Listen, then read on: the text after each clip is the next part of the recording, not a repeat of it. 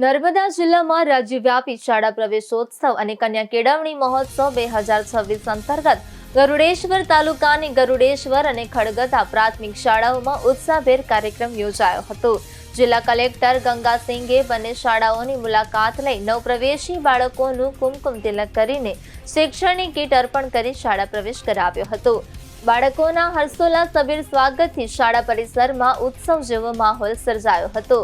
ગરુડેશ્વર શાળામાં આંગણવાડીના 13, બાલવાટિકાના 5 અને ધોરણ 1ના 17 બાળકોને તેમજ ખડગદા શાળામાં આંગણવાડીના 5, બાલવાટિકાના 14 અને ધોરણ 1ના 24 બાળકોને પ્રવેશ અપાયો હતો। આ પ્રસંગે કલેક્ટરે શિક્ષણને જીવનનું મહત્વપૂર્ણ શાસ્ત્રોક્ત ગણાવી વાલીઓને બાળકોના અભ્યાસ પ્રત્યે સજાગ રહેવાની અપીલ કરી હતી।